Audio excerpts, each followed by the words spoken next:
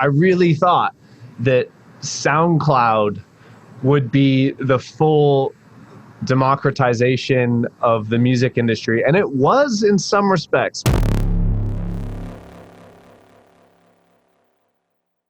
Everyone wants to say that the streaming age of music ruined the music industry, and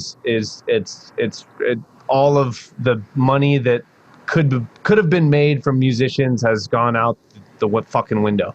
But that's just not the case, because the average consumer spend on music in equal dollars per inflation,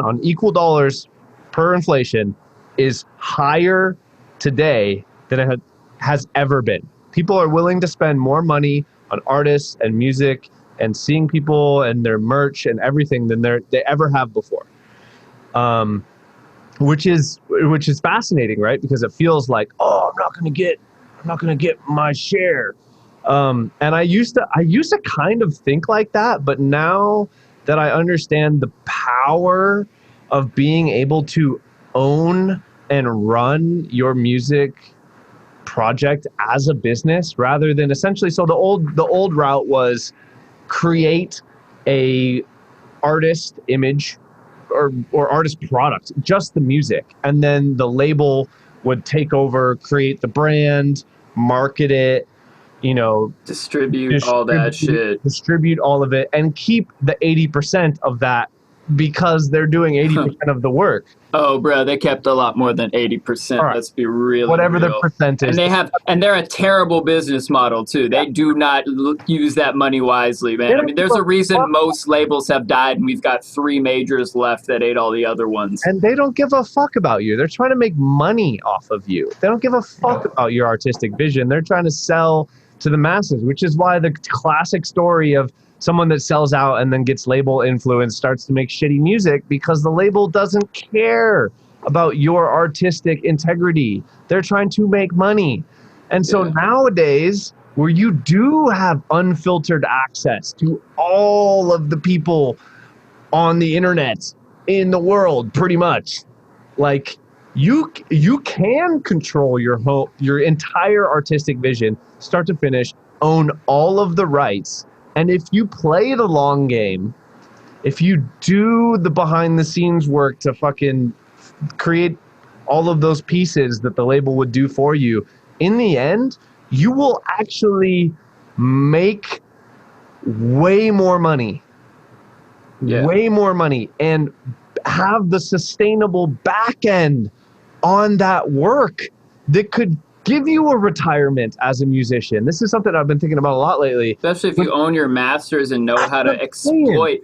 Exploitation is going to happen. It's either you being exploited by a label, or you owning your masters and exploiting your masters. Those masters are going to get exploited by somebody. It might as well be you. This is where the word exploitation is a good thing. The actual creators owning and exploiting their own works for financial gain. Exactly. And so if we create those pieces of evergreen content, like you were just talking about, take the time to really fucking dial in and do it right, you can create fucking income that will last you a lifetime. Whereas we never owned that before. It's a good opportunity. There's a clip of Russ going around recently, and he's like going into his like bank statements or whatever on like the last year of his come up, and he shows how he like brought himself from $600 a month from streaming revenue to $100K a week. And it's because before he signed with any major label, he had like 200 plus songs out, and he just negotiated to keep the masters. And now he's got 2 projects out on major labels. People find him. I think he's done with labels now too, because he said it wasn't even worth it. But he went with labels for 2 releases.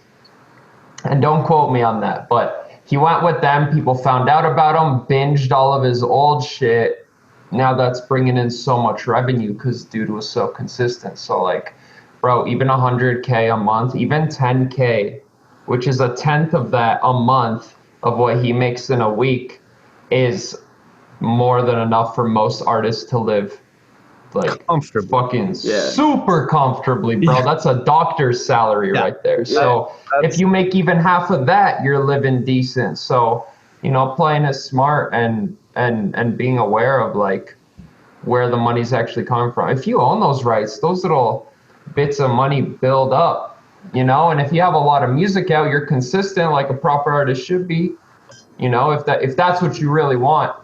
And, you know, sort of tying into the streaming or whatever, I think it all depends on like what you want. Like, what do you envision 5 years down the road? Because if you don't want to be an artist, I wouldn't tell you make a music video.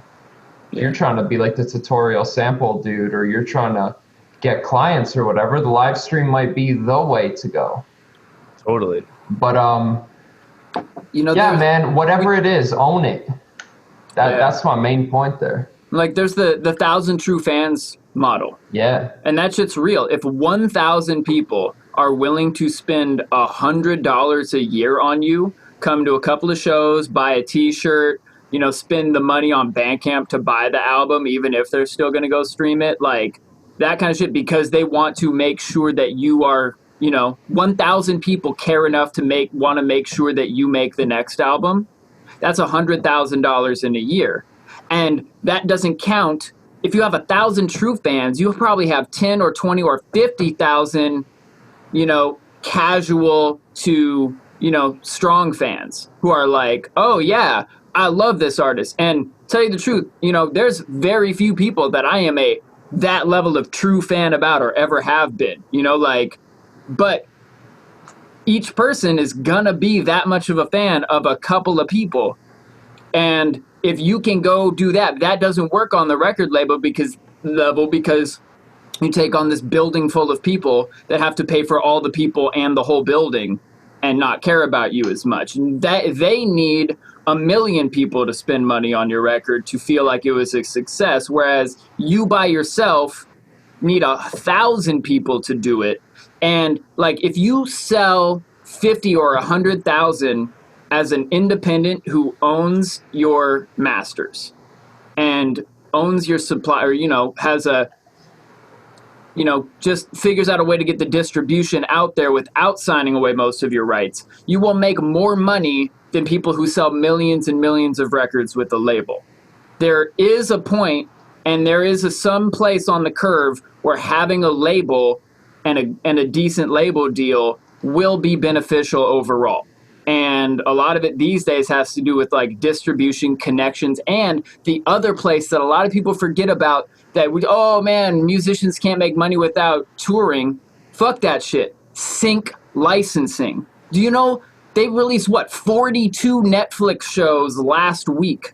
Like what the fuck? Every one of those pieces of content is full of music, every single one. And that's one of a shit ton of networks that are out there. And they all have to pay for the music. Why isn't it yours? Because you don't know anybody.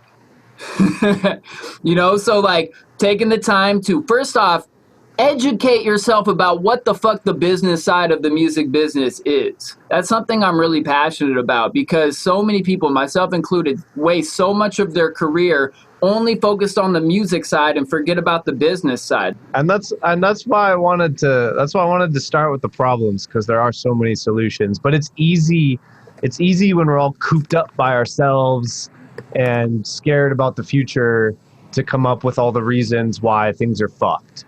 You know, it's way easier to come up with those kinds of topics on why the world sucks ass right now, instead of, you know, think holistically about what the opportunities are and what potentially moving forward might actually be better in the long run.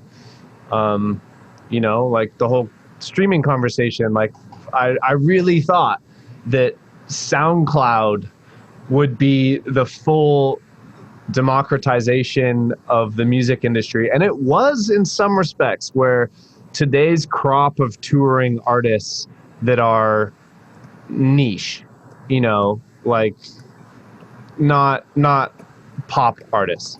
We're talking like most electronic artists that you love came up in a SoundCloud era in which it was democratized for the best music to be heard, right?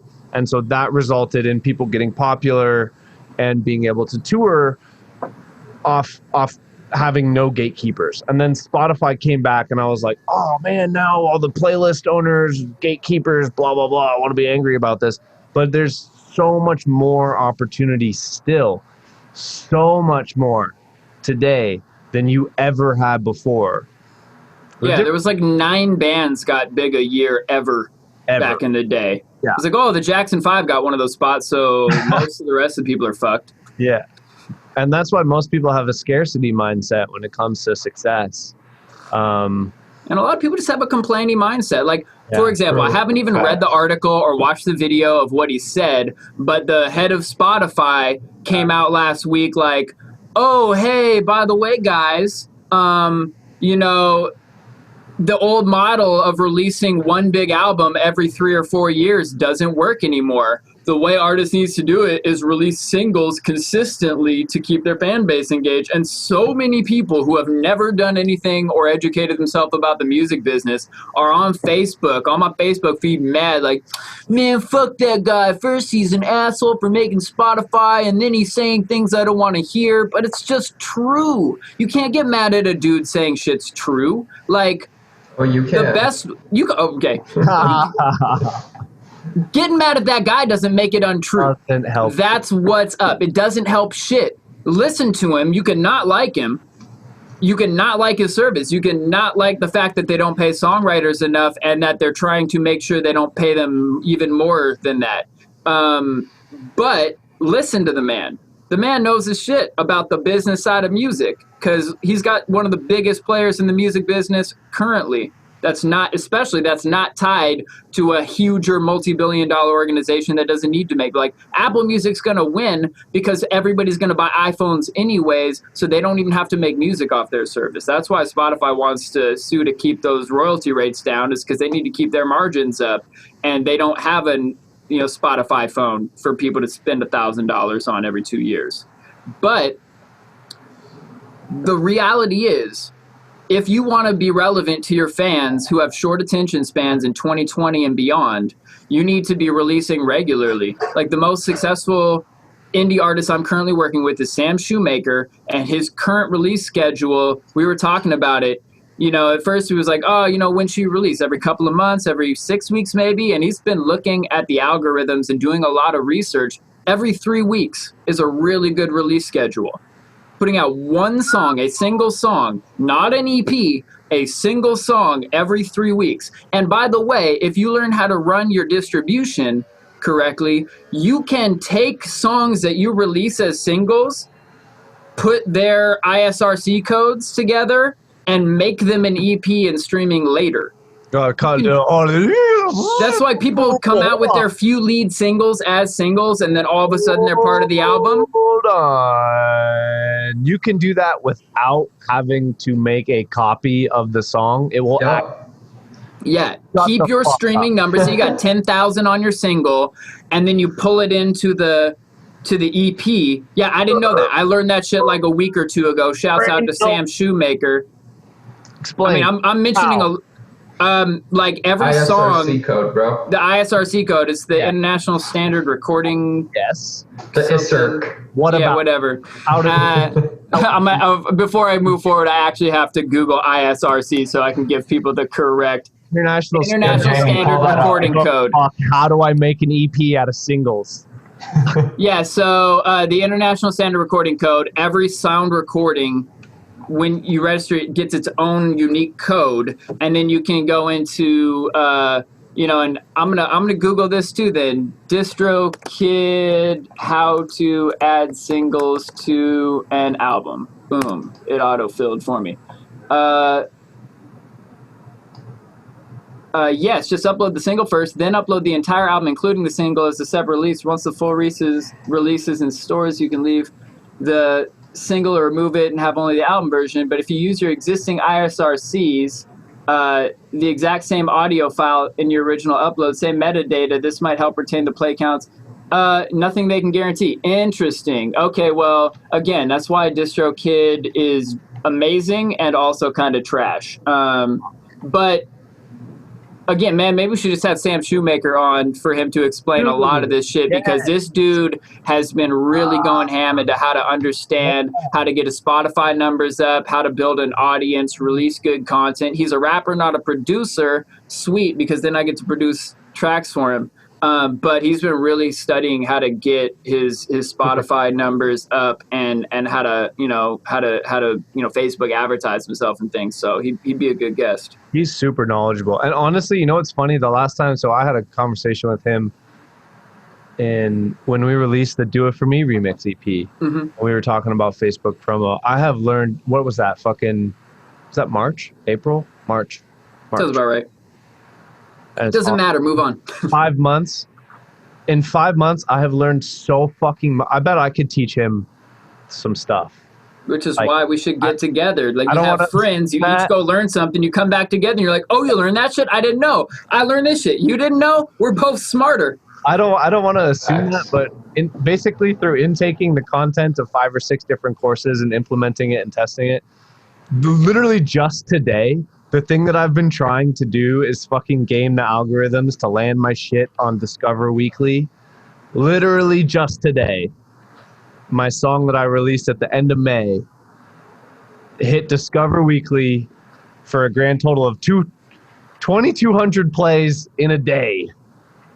From it fucking feeding that shit to Discover Weekly. And I'm really excited to wake up tomorrow and see if that happens again or increases or whatever. But I got a lot of shit to share with you guys too. I got a lot of good. Now thinking about it, I got a lot of good shit, and I'm gonna cliffhanger you and not share it with you until next week. But it will be worth it because I have a lot of knowledge I can distill down for you guys in a very short period of time. I like it. What's up, humans? It's Luke, your friendly neighborhood trap Jesus. Thank you so much for watching our videos. We appreciate you. Remember to like and subscribe to our channels. And if you have any questions or topics that we need to cover on the show, put them in the comments. Appreciate you. Peace and peace among worlds.